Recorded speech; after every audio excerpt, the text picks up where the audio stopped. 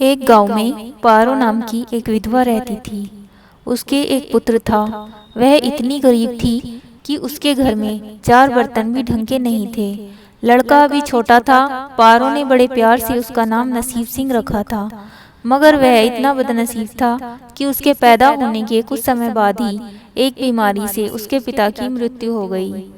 पारो घरों में चौका बर्तन करके उसे पाल रही थी। उसे पक्का विश्वास था कि नसीब सिंह बड़ा होकर उसके सारे संकट दूर कर देगा और उसको उसका बुढ़ापा चैन से गुजरेगा।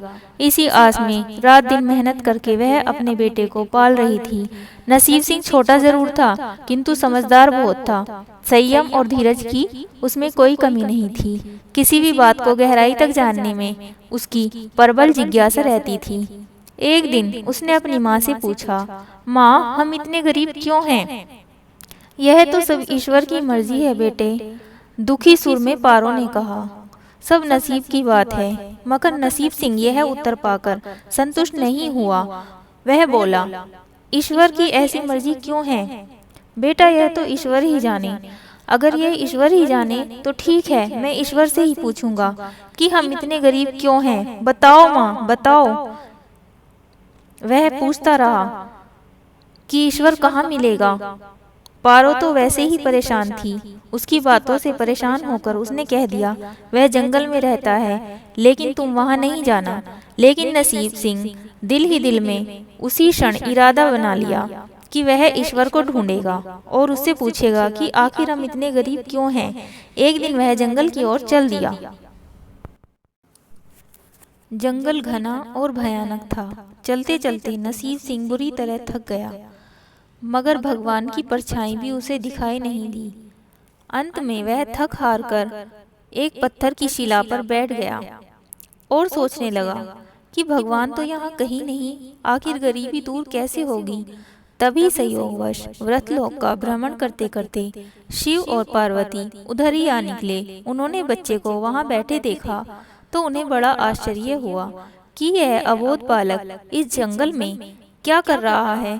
भगवान शिव ने बालक से पूछा, तुम कौन हो बालक, और इस जंगल में बैठे बैठे क्या कर रहे हो? मैं ईश्वर को ढूंढ रहा हूँ। ईश्वर को पार्वती चौंकी और पूछा, मगर क्यों? ईश्वर से तुम्हें क्या काम है?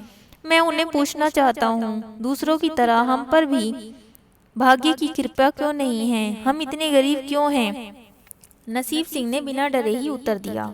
माँ पार्वती और भगवान शिव उस बच्चे का साहस देखकर बहुत ही प्रसन्न हुए। माँ पार्वती तो करुणा का सागर हैं। उन्हें उस बच्चे पर बड़ी दया आई और भगवान शिव से बोली, प्रभु, इस बालक का कुछ कीजिए। हम कुछ नहीं कर सकते पार्वती, क्योंकि इसके भाग्य में यही सब लिखा है। भाग्य देवता के लिख के अनुसार ऐसा ही जीवन भोगना है। नहीं नहीं स्वामी, आपको कुछ करना ही होगा। कुछ दे दें, इस बच्चे को दे दें तो वह उसके पास नहीं रुकेगा। अगर हमने इसको कुछ दिया भी तो इसके पास यह नहीं रुकेगा। इसे वैसा ही जीवन जीने दो जैसा कि भाग्य देव चाहते हैं। नहीं प्रभु, इसकी गरीबी दूर करने के लिए आपको कुछ इसके ऊपर कृपा करनी होगी। जब माँ पार्वती जिद करने लगी तो भगवान भोले शंकर ने उस बच्चे को एक हार दे दिया। हार पाकर नसीब सिंह बहुत प्रसन्न हुआ और खुशी खुशी अपने घर चल दिया। माँ पार्वती खुश थी कि उन्होंने एक अबोध बालक की मदद की और अब उसके दिन सुख के कटेंगे। लेकिन भोले बाबा जानते थे कि यह हार उसके पास नहीं रुकेगा।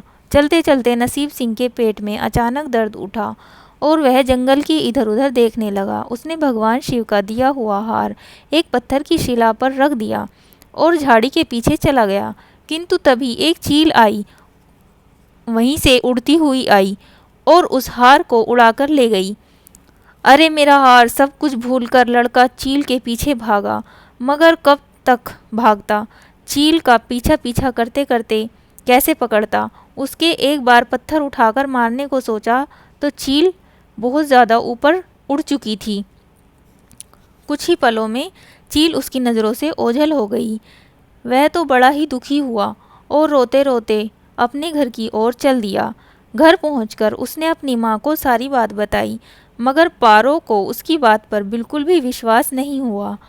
हाँ, इसकी बात सुनकर वह कुछ उदास अवश्य हुई, किंतु नसीब सिंह माँ की उदासी को देखकर बिल्कुल भी परेशान नहीं हुआ। उसने अपने मन ही मन में निर्णय लिया कि वह कल फिर वहाँ जाएगा और भगवान शिव और पार्वती को अपनी विपदा सुनाएगा।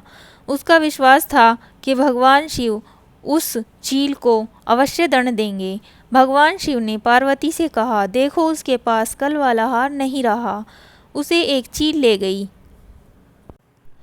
और दूसरा हार पाने के लिए उस चील को दंड दिलवाने के लिए यह लड़का आज फिर आया है। माँ पार्वती ने फिर भगवान से प्रार्थना की, भगवान आप चाहे चील को दंड दें या ना दें, किंतु इस लड़के को सहायता देकर इसकी निर्धनता अवश्य दूर करें। हम अब कुछ नहीं कर सकते। देवी, यदि तुम जिद करती हो तो हम ब्रह्मा जी से कहते हैं वही इस बालक की कुछ सहायता करें। कहकर भगवान शिव ने ब्रह्मा जी को बुलाया और सारी बात बताकर आग्रह किया कि आप इसकी कुछ मदद करें। तब ब्रह्मा जी ने लड़के को हीरे की एक अंगूठी दे दी। लड़के ने अंगूठी जेब में रखी और खुशी खुशी अपने घर चल दिया। उसने सोचा था कि अब एक पल के लिए भी अंगूठी को अपने से अलग नहीं होने देगा। चलते चलते अचानक उसे प्यास लगी और वह सरोवर के किनारे पहुंचा, और जैसे ही वह चुल्लू भरकर पानी पीने के लिए झुका, वैसे ही अंगूठी उसकी जेब से निकलकर पानी में जा गिरी, और इससे पहले कि वह उसे उठाता मछली उसे निगल गई। भाग्य बहादुर फिर रोते रोते घर आया और माँ को सारी बात बताई। बेटा, जब तक भाग्य में नहीं तब तक कोई भी चीज़ नहीं रुकेगी।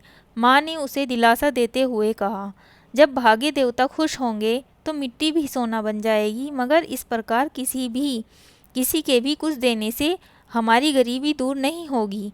उसे समझाकर माँ अपने काम में लग गई। मगर भाग्य बहादुर भी हार मानने वाला नहीं था। उसने मन ही मन में सोच लिया था कि कल वह वहाँ जाएगा। दूसरे दिन फिर वह वहीं जा पहुँचा। शिव और पार्वती उसका यह साहस देखकर बहुत खुश हुए। शिवजी ने इस बार ब्रह्मा जी के पास जाकर उसकी यह बात बताई कि ये लड़का बहुत साहसी है, उसका कुछ उद्धार किया जाना चाहिए। तब ब्रह्मा जी ने सलाह दी कि हमें भगवान श्री हर के पास जाना चाहिए, वही इसका कोई हल बताएंगे। देव श्री हर के पास जा पहुँचे। पूरी बात सुनकर भगवान विष्णु ने भाग्य बहादुर को कुछ हीरे दिए। हीरे पाकर वह बहुत खुश हुआ और इस बार बिना कहीं रुके सीधे सीधे अपने घर जाने का निश्चय किया, क्योंकि 2 बार उसकी चीज़ें खो चुकी थीं। तब वह घर पहुंचा तो माँ घर पर नहीं थी। अतः भाग्य बहादुर ने वे हीरे एक लोटे में रखकर कोने में छिपा दिए और माँ को ढूंढने निकल पड़ा। वे मन ही मन में सोचने लगा कि अब माँ को किसी के घर में काम करने की क्या आवश्यकता है। अब तो हम भी अमीर हो गए हैं। और उधर पीछे से चोर उसके घर में घुस गए और जो भी सामान हाथ लगा लेकर भाग निकले। उस सामान में वह लोटा भी था जिसमें हीरे रखे हुए थे। जब वह अपनी माँ के साथ वापस घर आया तो देखा हीरे गायब थे। इतना ही नहीं, घर का दूसरा सामान भी गायब था। अब तो उसकी माँ को बहुत गुस्सा आया। वह बोली कि तू मुझे नई नई कहानियाँ सुनाकर पागल बनाता रहता है, सारा दिन आवारा की तरह इधर उधर भटकता रहता है और शाम को पिटाई के डर से कोई न कोई नई कहानी सुना देता है। माँ की डांट सुनकर लड़का रोने लगा। वह तो केवल वही जानता था जो कुछ भी उसने बताया था सत्य था।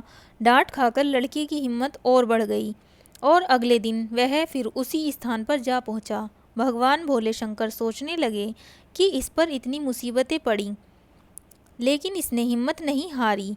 इस बात से वह बहुत ही प्रसन्न हुए और भाग्य की देवी के पास जाकर बोले, यह लड़का बहुत ही हिम्मती और साहसी धीरज वाला है। ऐसा व्यक्ति अभागा नहीं हो सकता, इसे कुछ दे दो। आज्ञा पाकर भाग्य की देवी ने भाग्य बहादुर को सोने का एक सिक्का दिया। सिक्का लेकर भाग्य बहादुर खुशी खुशी अपने घर चल दिया। जब उसने घर जाकर वह सिक्का अपनी माँ को दिया तो उसकी माँ बहुत खुश हुई, क्योंकि उन पर अब भाग्य देवी की कृपा हो चुकी थी। अतः सारे काम अपने आप ही शुरू होने लगे थे।